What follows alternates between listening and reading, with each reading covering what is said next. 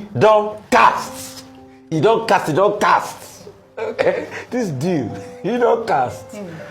Dr. Abati, yesterday, we took a story. There is a strange character of Bola Ahmed Tinubu, the character of telling lies to Nigerians, the character of telling lies also to the global community. Tinubu started telling Nigerian lies, or I would call it a propaganda, right from the day he was inaugurated. Thereafter, he went to the United Arab Emirates, where he told Nigerians that he had a deal with the government of the UAE about the visa restrictions on Nigerians. So many Nigerians were happy they applied for visa and they were denied visa because, as I speak to you up to today, after 1 year, Tinubu said he had a deal that they have lifted the ban of the visa restriction. The ban still persists up to today. So what is the essence of telling your citizens lies? Now, Tinubu is also under fire after lying that he have secured a 600 million investment on Lagos Port.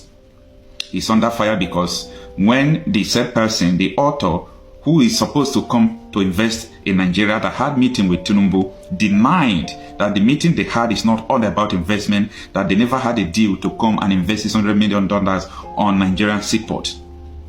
Bayo Onanuga, the presidential spokesperson, deleted the tweet he tweeted. How many times are we going to be deleting tweets, repost, delete, repost, try to deny or try to, deceive Nigerians about what does not exist? Now, on Arise News Morning Show, Rufai Oseni has reacted in a different way about this incident. Listen to what he said. You don't cast. You don't cast, you don't cast. Okay? This deal, you don't cast. Dr. Abati, yesterday, we took a story when Nuhu Ribadu was talking about disinformation. And I said something profound, like I'm a soothsayer, that the government should desist from disinformation and misinformation. Dr. Abati, I submit to you, do you not see it is this government that is purveying misinformation and disinformation as we speak? A deal that was never signed, a deal that was never articulated, you went ahead and reported that the chairman of Maersk made that deal with you on the sidelines of your meeting in Saudi Arabia. Then Lloyd's List. Lloyd's is one of the most authoritative websites when it comes to anything shipping. They also, I'm sure they also run the Lloyd's Register. Came out and they debunked the story. In the pain and everything, instead of you to offer an apology, anyway, Mr. Bayo Onanuga, like they say in social media parlance, he did Phil Foden. He folded. He went back, he deleted that message, that misinformation. As he should. Then some of their propagandist bandwagon had the temerity to bring out this video that didn't even talk about an investment, talk about a proposal that was done in February as against something that was announced. I mean, how much will government stop spreading misinformation on social media? Because when Nuhu Ribadu was talking about spreading misinformation, is this not obvious? Just like we had in the Dubai case, that it took a brave journalist to debunk it by calling the Dubai authorities. It has gotten to a point where if you have any of these foreign announcements, what do you do now? You need to talk to those foreign bodies that they made the announcement with to be able to get to the root of the matter. If Maersk had not been asked, and stellar job Rotus, I commend you, second time I commend you Rotus today.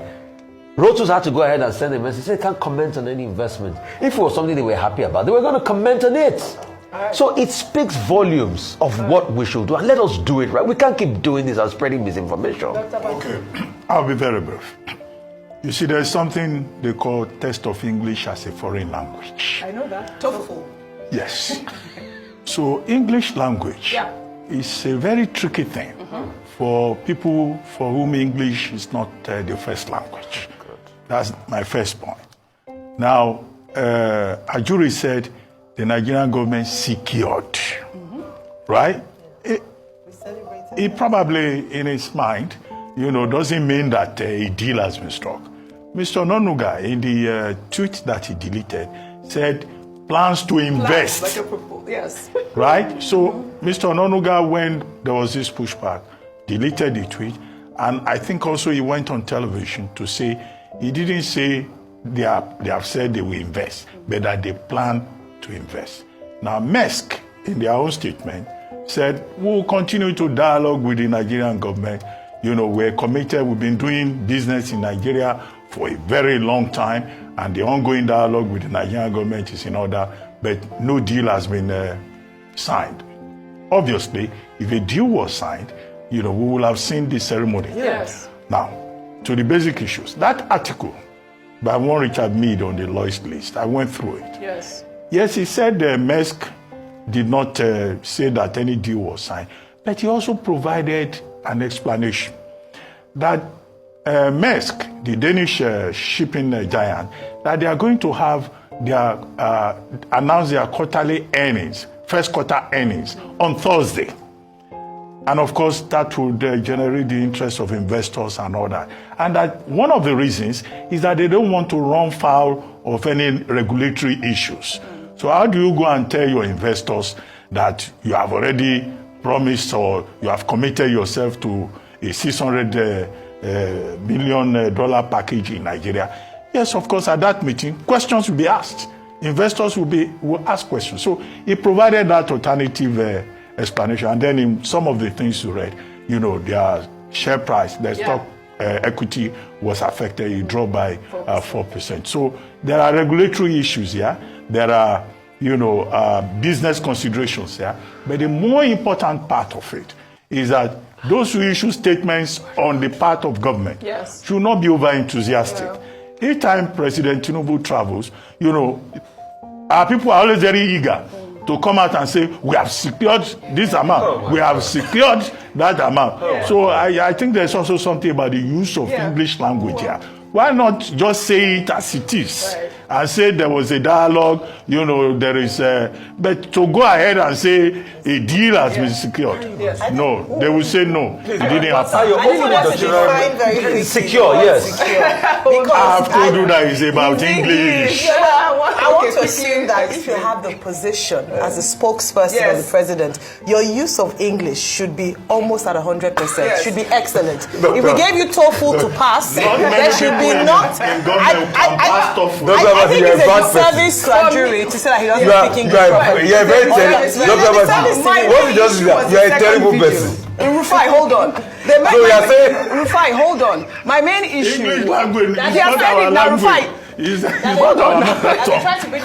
second video to justify, because clearly they said it was when President Bola Ahmed Tinubu met with the chairman in Saudi Arabia that the deal was secured. What has this got to do with that statement? Nothing to do with that. Absolutely Please, not. for the avoidance there's of doubt, let me tell you what the Oxford Dictionary defines secure as. Succeed in obtaining something, especially with difficulty. Obtain, the first fix or attach firmly so that it cannot be moved or lost. It is irrevocable. So I think he can speak English properly. He understands English. English is a criteria to pass English language before he can get to any university so in we Nigeria. just call it propaganda. That's what it is, right? All right. Can we say that? Fine. All right, let's take another story. You guys have done justice to the story. Well, all right. Presidency has come under fire on social media after officials of Danish shipping company AP Moller Maersk on Tuesday denied a $600 million investment deal with the Nigerian government. Well, on April 28th, Special Advisor to the President on Media and Publicity, Ajuri Ngelale, in a statement claimed that Nigeria secured a $600 million investment to expand existing port infrastructure to accommodate more container shipping services in Nigerian ports. Well, according to Ngelale, Robert Ugla, chairman of AP Moller Maersk, made the investment commitment during a meeting with President Bola Ahmed Tinubu on the sidelines of the World Economic Forum in Saudi Arabia. But according to Lloyd's list on April 29th, the $600 million investment in Nigeria, as stated by the presidency, was news to Maersk. The report added that the company's chairman, Ugla, met with President Bola Ahmed Tinubu over the weekend, but no new investment deal was signed.